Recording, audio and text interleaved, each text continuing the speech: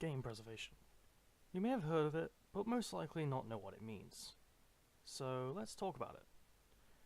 Game preservation is the concept of, well, preserving games. The moment a game is released, it's on a timer. No cartridge or disc is capable of staying around until the end of time, after all. Eventually, it's going to be broken in some way, or perhaps the data gets lost. This may sound unlikely to a lot of you, but it's a fact. Surely you've heard of a video game crash from 1983. The video game crash of 1983 is a time where the game industry almost ended. In fact, it almost died. After the success of the Atari 2600, many game consoles were released en masse, and flooded markets until companies and customers both became overwhelmed. Many games were released as well, and no store had the capacity to store so many. There was a lot of them. It was a gold rush, but at the same time a bubble, and that bubble, it already burst. The competition with early computers such as the Sinclair's ZX81 and Commodore VIC-20, it was already there, and they were already competing much more effectively. Games were around, they had better graphics, and they generally just outclassed them. Store owners from those days could probably tell you about the self-destruct pattern that occurred with the Intellivision, ColecoVision, and the Atari 5200, and the 2600, because that was still on sale, by the way. From a historical perspective, I can agree with Nintendo's first president, Hiroshi Yamauchi. He said that Atari gave so much more freedom to third-party developers back then, and it just resulted in the death of the market. The games were terrible. Quantity over quality had set in, and it really just made a pattern of terrible games, really. But what relation does this have to game preservation, I hear you ask? During 1983, numerous game companies were acquired by higher-ups, much like how EA kills things today. This resulted in loss of source code, as well as half the games released, really. They're so rare, some of them, and they all cost a lot of money to buy, really. The only evidence of their existence lies in the release copies of those games, which are dying out rapidly. And due to them being over 30 years old by this point, well, you can see where I'm going. The source code is pretty much disappeared, actually. And these games are just hard to find. Does the Atari landfill ring any bells? Does that actually happen? In 2014, the Atari landfill was actually excavated, and you can actually find Atari Centipede copies of stuff in there. Which, and you know, those were lost to time, and they're pretty much dead now. So you can find copies of Yars' Revenge, the best-selling game on the system. But what about Alpha, the Atari ST, or the notoriously expensive ColecoVision games, or perhaps games on the Jupiter 80 computer? You ever heard of that? It's like 600 quid to buy.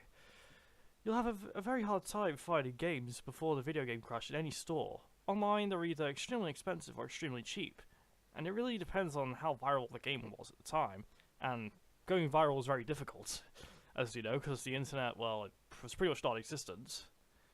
And, well, due to finding difficulty in stocking them back then, there's still, you know, games released in 1981 and 84, we're desperately trying to get them.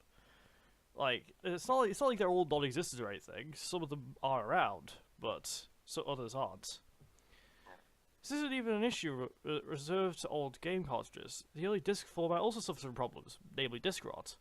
Floppy disks, CD-ROMs, and other variations from the 1970s to mid-2000s will suffer from this problem. Even some Wii games, such as Super Paper Mario, can suffer from these problems. In fact, I've had a copy of Super Paper Mario, and it used to crash on the BB area. Was that a name? I'm not sure. You ever held a disc over to into like light and these weird small beams shine through? That's disk rot. Have you perhaps seen these weird stains on the disc that you can never get off? That's also disk rot. Just different forms. But nevertheless the same concept. Discs affected by this cannot be restored, and you'll notice the audio skipping or repeating. If you ever played an Xbox game and had these weird voice clips repeating for some reason, that's actually a part of disk rot. Well, this just makes game preservation more difficult, especially with the ones already dying out. For example, Xenoblade Chronicles on the Wii, Fire Emblem Radiant Dawn. Games like this that are extremely rare, they will suffer from it. And keep in mind, this is not reserved to the Wii, it's also the Xbox Classic and consoles like that. So what can be done to preserve games? Well, preserving them online is currently the only reliable method. Being constantly passed around, even when a file sharing website dies, they could just be put somewhere else. This also means that the game consoles themselves are not required thanks to emulation, which can be rare or expensive. For example, it's very rare. It's very difficult to play Famicom games. You need a Japanese TV or a converter for NTSC-J signals. This is because TVs from PAL or NTSC regions simply cannot read the signals. And this is an old one, keep in mind, as well, so even new TVs can sometimes have trouble. You'll get a garbled mess back instead. And even with for example, my Famicom, I have a DTV converter for it, and it still isn't perfect, and man, if you actually want to get a Japanese TV, the shipping will burn a hole in your wallet. So, what's the problem with preserving them? The companies and laws preventing them from being kept alive. I myself have contributed to games preservation in the past, uploading a kiosk demo for a game called Lucky Star Ryugakusu no Tosai, or, well, whatever it actually means in English. When EMU Paradise finally died, I had to find a new place to upload it. If it wasn't for me preserving a backup of what game I had on my hard drive, it would have been wiped off the face of the earth there and then. And this is one of the scariest thoughts for me. Like, Nintendo's savagery with ROM websites recently has really scared me, because I know that none of them can afford to fight back. With every lawsuit they bring up, the website's hits could die out. With that, each of the ROMs that could have easily been preserved will die. A few days ago, Masahiro Sakurai, the creator of Super Smash Bros., described video games as pearls of wisdom from his predecessors. And I agree. Every video game was made with the passion and care of at least a majority of the development team. It's not just us that want to enjoy the games that are preserved online. It's also important for game developers themselves. After all, Sakurai goes out of his way, as he said here, to play games that he doesn't like to expand his experience and become a more seasoned developer. You learn what makes a game good through this. You see the disparity. You see what truly makes a game good. And so your passion as a developer will increase. I'm not here to defend piracy at all. I myself am a collector of game consoles and games, and make sure to own a copy of the game if I do decide to emulate it. However, few can afford to get some of the games that I have. For example, nobody could really afford to buy the Famicom version of Metroid that features a save system. Even the Virtual Console versions don't have that. It's preposterous to go out to buy a Famicom, the Famicom Disk System, and the game. It's just too much, isn't it? However, I personally believe that if a game is not for sale anymore, I think it should be available to everybody. What profit are game companies making from games that are not for sale anymore? There's none. Mario & Luigi Partners in Time isn't for sale anymore, and has become quite the rarity on the DS. It'll only rise. And that game is currently rising in price, and it will not stop. Especially since, Nintendo sort of skipped Partners in Time remake. What the hell were they thinking?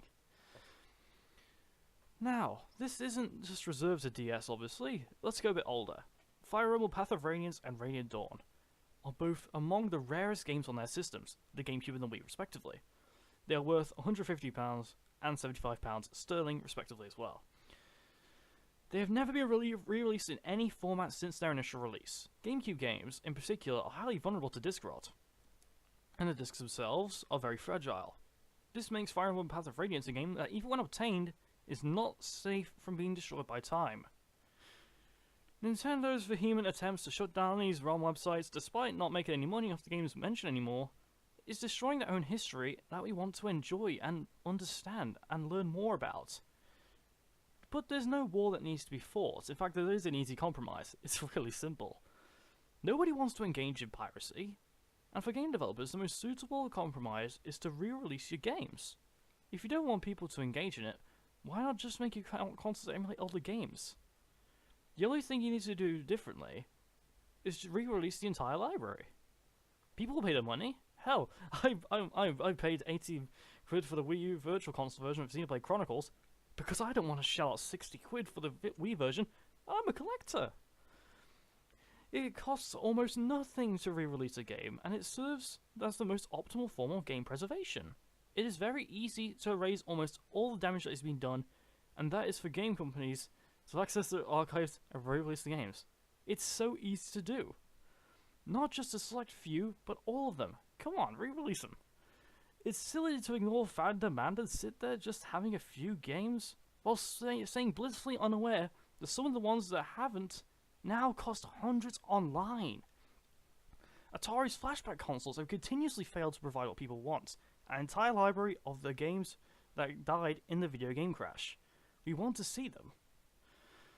Nintendo has no consistency in their virtual console, although Duck Hunt was pretty good. I love those motion controls.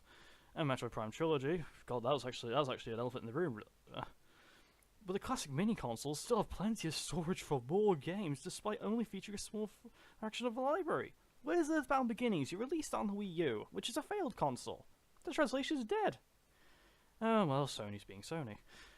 Microsoft, well, they did backwards compatibility, but not much else. It's a sad state of affairs for game preservation, but hopefully, one day, we can see a time where companies have a better understanding of game preservation. I hope that those who watch this will take away a new appreciation for this concept from a disgruntled collector. This is David Peace, Plague One Karma. Goodbye.